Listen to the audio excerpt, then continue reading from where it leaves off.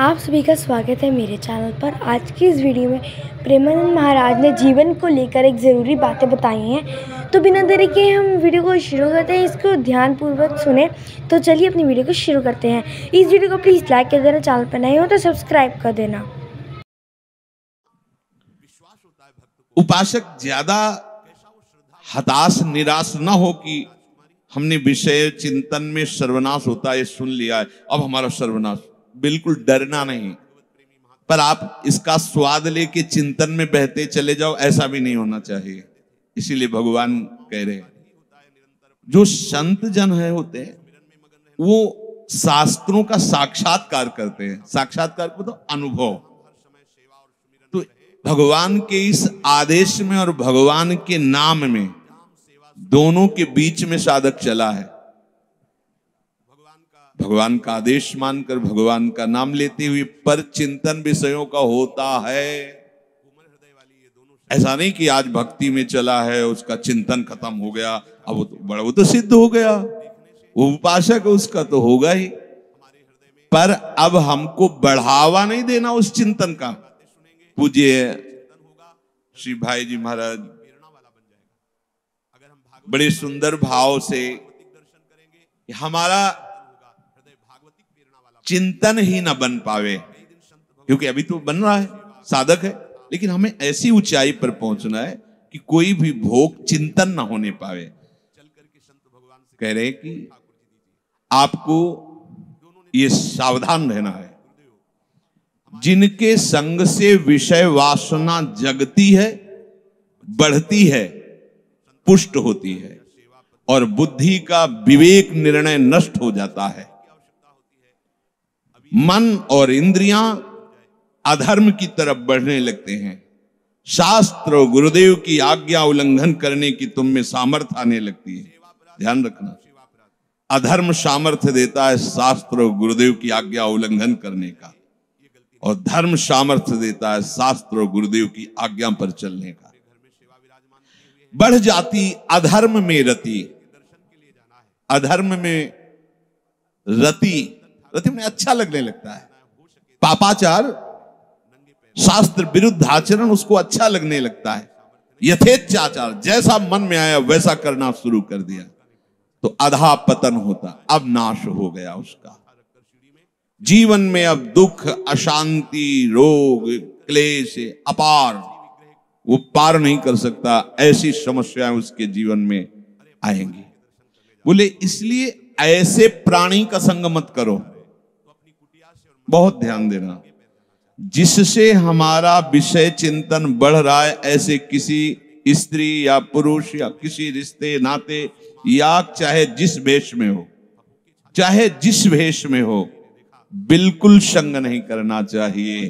ध्यान रखना, हमें ये नहीं देखना कि किस वेश में है। जिसके संग से हमारे हृदय में विषय वासना बढ़ने लगे, शास्त्र और गुरु की आज्ञा उल्लंघन करने की बात आ जाए, अधर्म में रति होने लगे, स्वेच्छाचार बढ़ने लगे, भोगों में रति होने लगे, उस व्यक्ति का संग नहीं करना, भाई जी महाराज कह रहे हैं। और ऐसे पदार्थ को नहीं पाना। जिस भोजन पाने के बाद आपका चिंतन बिगड़ जाए, भगवत चिंतन छूटकर विषय चिंतन होने लगे, वो एक डायरी रखना चाहिए। हर उपासक को लिख लेना चाहिए, आज हमने ये पाया, उसका परिणाम 24 घंटे का जो है उसे लिख लेना चाहिए कि आज हमारी भजन में रति नहीं हुई। और अगली बार किसी से कहना नहीं, लेकिन वो पदार्थ जब सामने आवे तो प्रणाम कर लो, द्वेष मत करना। ये भी बात है, अगर उस पदार्थ से द्वेष किया तो भी संस्कार पुष्ट हो रहे, राग द्वेष रहित प्रणाम किया, हमारे अनुकूल नहीं पड़ता। बस बहुत बढ़िया है, आप किसी उसको निंदा नहीं करना, पर वो हमारी क्षमता नहीं है।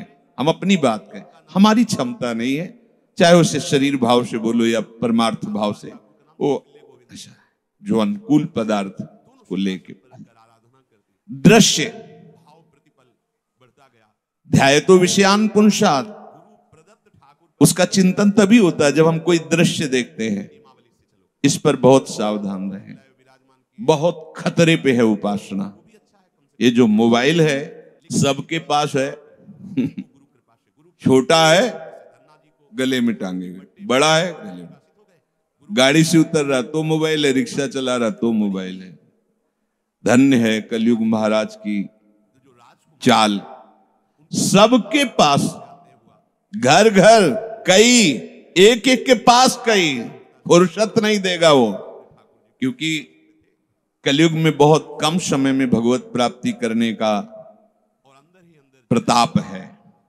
जो शास्त्र सम्मत जीवन और भगवान नाम निरंतर तो बहुत कम समय में, जो 10-10 हजार वर्ष तक हाथ उठाए दाहिने पैर के अंगूठे केवल खड़े मंत्र जप करते, 24 घंटे नाम जप से वो प्राप्त हो जाता है।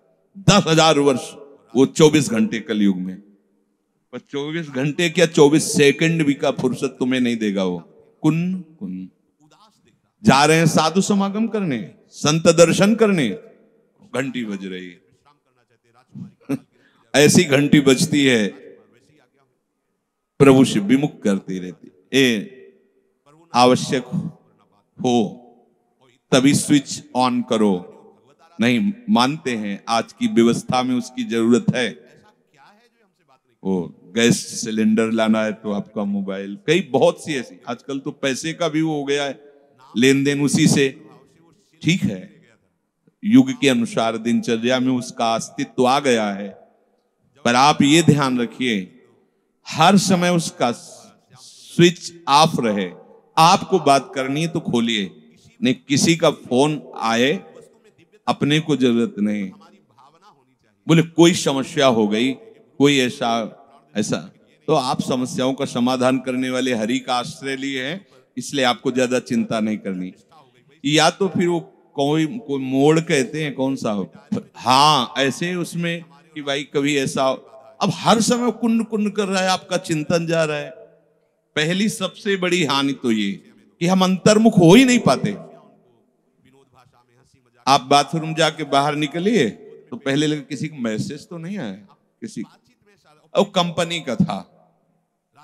हमारा चिंतन बार बार चिंतन, समझो परमार्थ मार्ग के बार बार चिंतन। ऐसे घर परिवार वालों से दूर है लेकिन मोबाइल से नजदीक है, और बढ़िया है नहीं, और क्या है, और क्या है, राधे राधे तुम बोलो राधे राधे, हम घंटों चिपके रहते। ऐसे बात करने में तो नाम जप हो सकता है, लेकिन ऐसे बात करने में नाम जप नहीं होता, क्योंकि श्रवणेंद्री पूरी वहीं लगेगी और मानसिक उत्तर देने के लिए हमारा सब प्रोग्राम अंदर चल रहा है। अब ये बोलना है, अब ये बोलना है, पूरा का पूरा साधन चौपट करने का बहुत बढ़िया व्यवस्था है। अच्छा, अब मन नहीं लग रहा, गेम है उसमें, और मन नहीं लग रहा तो संसार है उसमें, जो चाहो सर्च कर लो, जो चाहो। अब कई हमने ऐसे नई अवस्था वालों की जब छानबीन की तो उन्होंने स्वीकार किया कि हम मोबाइल में गंदे दृश्य देखते हैं, कसम खवा के, डांट फटकार के। अब आप सोचो, जिन बातों का चिंतन सर्वनाश कर सकता है, भगवान आदेश कर रहे हैं, उन बातों को आप दृश्य में देख रहे हैं। अब आपका क्या होगा? गाढ़ चिंतन, बस यही लगेगा कि जीवन का परम लाभ यही है जो दृश्य देख रहे हैं। मान जाइए, ऐसी भूल कदापि मत करना। वृंदावन में बैठे हो, जिनसे गलती हुई वो भगवान सर्व सामर्थ्यशाली है, मिटा देंगे। आज जो भी हमारी बात सुन रहे हैं, कभी अपने मोबाइल में गंदा दृश्य नहीं देखेंगे, ये नियम लें। नियम का तात्पर्य होता शपथ पूर्वक उस बात को स्वीकार करना। ध्यान दीजिए, वृंदावन में हो, अगर नियम ले रहे हो और आप देखोगे तो बहुत बुरी दशा होगी आपकी, क्योंकि वो मार्ग ही बुरी दशा का है। एक नियम लो, मोबाइल से कोई भी शास्त्र विरुद्ध गंदा दृश्य हम नहीं देखेंगे। ले लिया? ध्यान दीजिए, सब बच्चा बच्ची, संत और गृहस्थ, सब श्री जी को साक्षी करके वृंदावन धाम में ये नियम लो कि हम व्यभिचार संबंधी, गंदे आचरण संबंधी, भगवत विमुख करने वाले दृश्य बातें हम नहीं देखेंगे। ले लिया, अंदर से देख लो, क्योंकि पकड़े जाओगे। एक दृष्टि में ही तुम्हारा एक्सरा हो जाएगा कि तुम कहां हो। सर्व सामर्थ्यशाली प्रभु है। अगर फिर चूक करोगे तो तुम्हें कोई नहीं बचा पाएगा, क्योंकि धाम मां की तरह करुणा रखता है और श्री जी अपार वात्सल्य समुद्र है। इनको साक्षी करने के बाद यदि गलत कदम किया तो आप समझ लीजिएगा कभी दृश्य मत। ये बहुत ही घातक, बहुत ही नाशकारी बात है। आप लोगों को समझ में नहीं आ रहा। अरे जब शास्त्र आज्ञा करता है कि कोई पक्षी अगर मैथुन धर्म से युक्त हो, एक बार दृष्टि चली जाए तो प्रणाम करके दोबारा दृष्टि मत डालना। जब मछली में कोई अंग प्रत्यंग नहीं दिखाई देते और उनकी क्रीड़ा को देखकर महर्षि सौभरी पतित हो गए, तो आप ऐसे दृश्यों को देखकर कहां पहुंच जाएंगे। और ये मन तो चाहता ही है कि हम इसको अपने अधीन रखें, इसलिए छुप करके एकांत कमरे में आपके पास है, सिटकनी लगाई, बंद कर दिया और आप देख रहे हैं। तो आप क्या कर रहे हैं जान रहे हो?